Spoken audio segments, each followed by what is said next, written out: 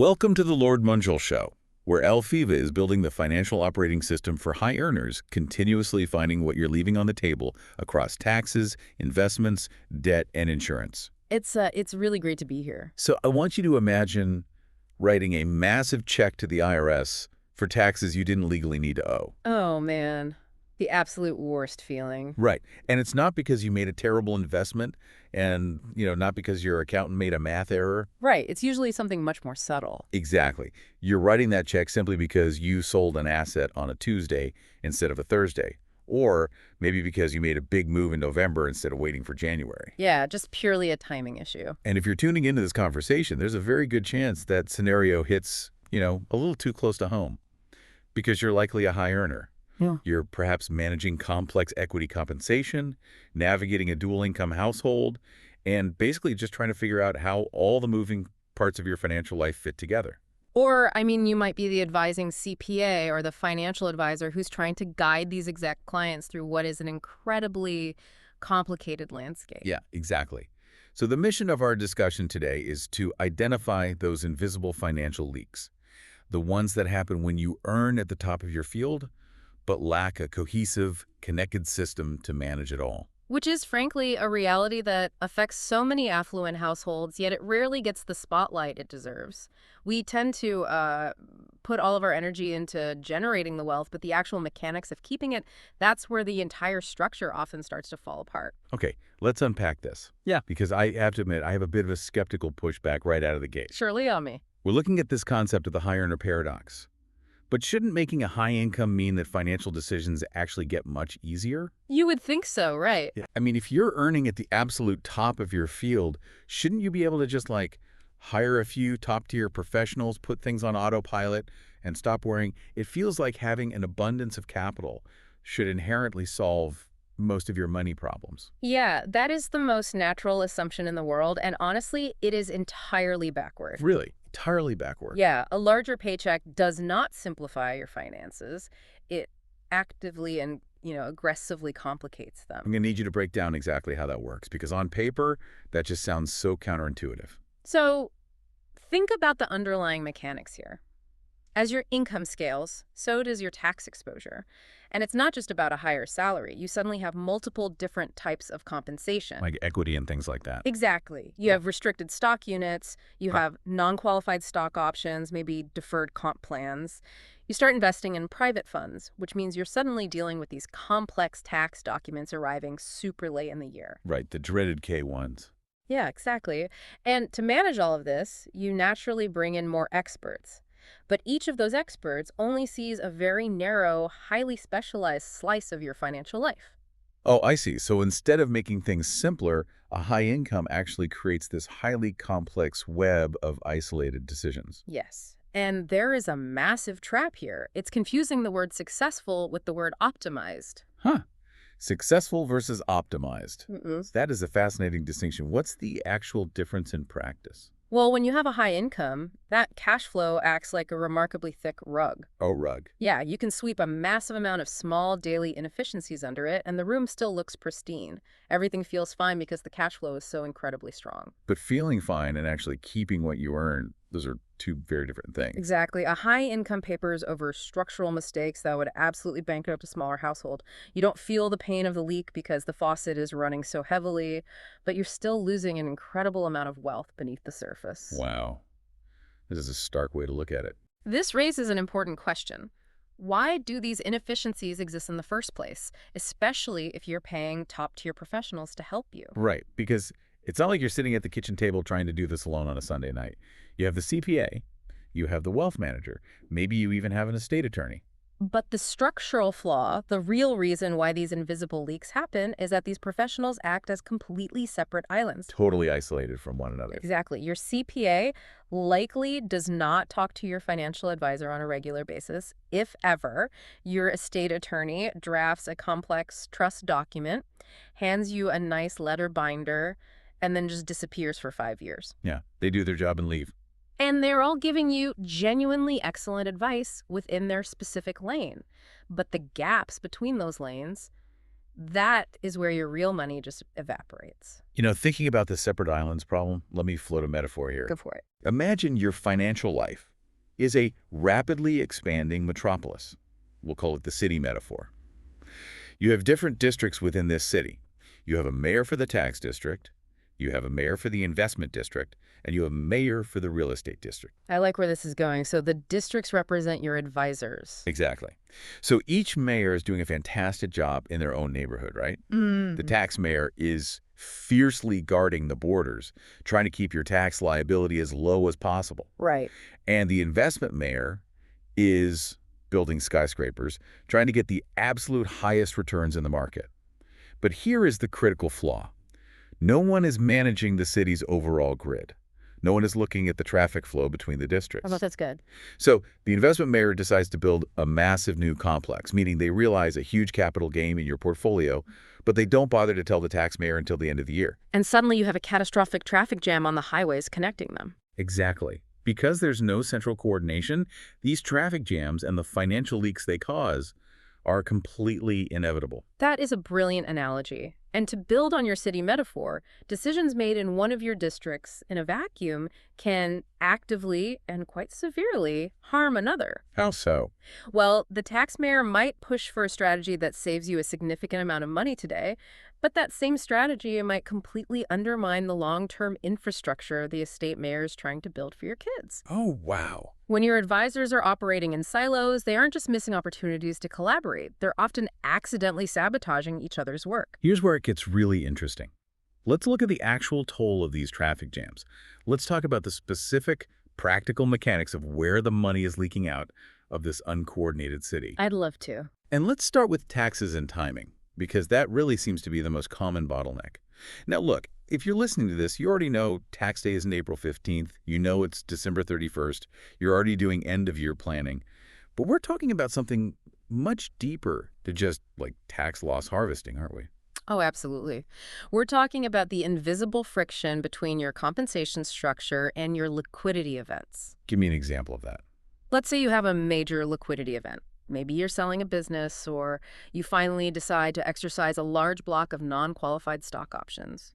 If you execute that transaction in the exact same calendar year that a massive chunk of your company equity vests, without any offsetting strategy, you've just created a massive traffic jam. Walk me through the causality there. Like, why is doing those two things at the same time so damaging? Because that vested equity artificially inflates your adjusted gross income for that specific calendar year. And by driving your AGI up, you are pushing the capital gains from your asset sale into the absolute highest possible marginal tax bracket. Oh. And it gets worse.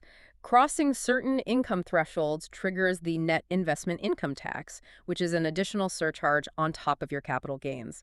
So you're paying a drastically higher percentage on that sale simply because you executed two moves in November instead of splitting them across December and January. So the sequence of operations is basically everything. It is everything. Wait, so if realizing gains to pay for a major expense, let's say buying a second home, creates this massive tax traffic jam, does that mean they should take on debt instead? Yeah. Let's move into the debt district, because I think a lot of high earners have a huge psychological aversion to debt. They really do, and it leads to highly inefficient behavior. A super common scenario is a high earner deciding they want to make a major real estate purchase. Their first instinct is to liquidate a highly appreciated asset to pay for it in cash because they want to avoid taking on a new mortgage or a loan. Right, which triggers the exact tax nightmare we just talked about. Precisely. In a coordinated city grid, the mayors would actually talk. The investment mayor and the tax mayor would look at the situation and suggest utilizing a portfolio line of credit or a margin loan. So borrowing against your own money. Yeah, you borrow against your existing portfolio at a relatively low interest rate. By doing this, you generate the cash you need for the real estate purchase, you entirely avoid the massive capital gains tax hit, and your original assets remain in the market, continuing to compound. But because people view all debt as inherently bad, they rush to liquidate. Yep, triggering a tax event that costs them far more than the interest on a loan ever would. That is wild. And on the flip side of that, aversion to debt is the danger of idle cash. I hear about this all the time. People keep massive balances in their primary checking accounts. It feels incredibly safe to log in and see a huge balance sitting there in cash. It feels safe, yeah. But mathematically, it is a guaranteed loss. Because of inflation. Well, yes, inflation is quietly chipping away at your purchasing power. That's certainly happening. But the real issue is the opportunity cost. We call it cash drag. Cash drag. Right. When you have large cash balances earning effectively zero, you are missing out on the compound growth that capital could be generating if it were systematically swept into high-yield vehicles or deployed into strategic investments. So a coordinated system doesn't let cash just sit idle. Exactly. It actively puts every dollar to work based on your actual liquidity needs. Okay, let's transition to the defensive side of the perimeter. Insurance and estate planning. Uh, I imagine this is where the disjointed set it and forget it mentality really causes friction. Friction is an understatement, honestly. Look at the mechanics of how insurance is typically purchased by a high earner. It's incredibly piecemeal. Yeah, you buy a policy when you get married. Right. Then you buy another when you buy your first home. You buy another when you change firms. You're acquiring these policies over decades, often from entirely different salespeople who never look at your previous coverage. So you end up with a mess. A total mess. Because of this, high earners frequently find themselves wildly overinsured in certain areas, paying heavy premiums for overlapping coverage they'll never logically use while remaining completely exposed to catastrophic risk in other areas like umbrella liability. Nobody is looking at the entire defensive grid. Nobody at all. And estate plans. I mean, pulling out an estate plan that hasn't been looked at in a decade has to be a shock. Obviously, plans written before your last two kids were born are outdated, but how does an old plan actually clash with your current financial reality? Oh, it clashes heavily with the tax code and asset types. Like how? For instance, the laws governing how inherited retirement accounts are taxed have changed significantly in recent years. If you have an estate plan drafted 10 years ago that funnels a massive IRA into a specific type of trust under current law, that structure might inadvertently trigger accelerated, highly taxed distributions for your beneficiaries. Wait, seriously? Yes. What was designed to protect your wealth is now actively eroding it. All because the estate mayor didn't consult the tax mayor about the new legislation. That is terrifying. Okay, there's one more leak we need to discuss, and it might be the most deceptive of all. The return illusion. We all love logging into our brokerage account, looking at our portfolio, and seeing a big, bold percentage showing how much it grew. Oh, we love the headline return, but the headline return is entirely irrelevant. Really? Irrelevant, completely. The only thing that matters, the only metric you should ever care about is the after-tax return. High earners face incredibly steep federal marginal income tax rates, plus those additional investment surcharges we talked about. Yeah. And that's before we even factor in state and local taxes. So the investment mayor is bragging about a massive return on a specific fund, but by the time the tax mayor takes their cut, the actual money you get to keep is drastically lower. How do you fix that? Through a strategy called asset location. Location, not allocation. Exactly. Notice the difference. Allocation is what you hold: stocks, bonds, real estate. Location is where you hold it. Oh. A coordinated system deliberately places tax-inefficient assets, like high-yield bonds or actively managed funds that spin off a lot of capital gains, inside your tax-advantaged retirement accounts. Because they won't get taxed as heavily there. Right. And conversely, it places highly tax-efficient assets like index funds or municipal bonds in your standard taxable brokerage accounts. A lower gross return in a highly tax-optimized account will frequently beat a higher gross return in an unoptimized account. That makes total sense. Yeah, the headline number is vanity. The after-tax number is sanity. I love that. I hear you on the compounding, and the asset location strategy makes total sense. But I got to push back here for a second. I am struggling to see how a top-tier professional misses this. Surely an advising CPA catches a blatant tax error, right? And a state attorney knows the law changed. Are these really disasters, or are they just like theoretical optimizations? Because they don't sound like the kind of things that ruin a financial life overnight. If we connect this to the bigger picture, you're right that none of these mistakes are dramatic on their own. No single one of these leaks will ruin you overnight. And that is exactly what makes them so incredibly dangerous. Because you don't notice them. Right. And it's not a matter of professional incompetence. Your CPA is brilliant, but they are trapped in a structural limitation. What do you mean by structural limitation? The traditional financial advisory model relies on a once-a-year review. Your CPA looks at your documents in March to file for the previous year. So they're looking in the rearview mirror. Exactly. By the time they see that you exercised your options and sold your real estate in the same month, the year is over. The concrete has dried. They can't retroactively change the sequence of events. No, they can't. A small tax inefficiency combined with idle cash, combined with poorly structured debt, repeated year after year, decade after decade. You're not just losing a little bit of money, you are losing the compound growth on that money over your entire working life. Wow. Because the human advisors are not talking in month 3, the strategic opportunity is entirely gone by month 12. Okay, that paints a very clear and honestly somewhat stressful picture of the mechanics here. But it begs the question, why is this only becoming a focal point right now? It's a great question. If the cost of this gap between advisors is so obvious and the compounding leaks are so damaging over time, why hasn't this structural flaw been fixed decades ago? To understand that, we have to look at the historical context of wealth management. Historically, there was only one way to get that fully coordinated city grid you described earlier. You had to establish a private family office. Right, where you actually hire the tax mayor, the investment mayor, and the estate mayor, put them on a salary, and force them to sit in the same physical office and talk to each other every single day. Exactly, but establishing a private family office requires an immense amount of capital. It involves hiring full-time staff lawyers, accountants, portfolio managers. So it's mostly for billionaires. Yeah, it was an option reserved exclusively for the ultra-wealthy or massive institutional endowments. For everyone else, even the most successful high earners, the cost of that level of daily human coordination simply outweighed the benefits. You were stuck with a fragmented model. You were stuck because human beings cannot manually sync up a complex financial life every single day without charging exorbitant fees. But there has been a shift. The blind spot is finally solvable now. And it isn't because human advisors suddenly have more hours in the day. It's because technology is bridging the gap. Absolutely. We are entering an era where software can provide that continuous, interconnected oversight. We don't have to rely on a CPA and a wealth manager remembering to call each other once a year. That is the technological leap. It's the ability to constantly monitor the intersections between tax, debt, equity, and insurance. So what does this all mean? It means we finally have a viable alternative to the old broken system. And that brings us to the definitive answer to this coordination problem. Alpheva. Yes, Alpha is building exactly what we've been talking about. If your financial life is a city, Alpheva is the central air traffic control system for the entire grid. It provides the one thing that has been missing for high earners: a single connected view.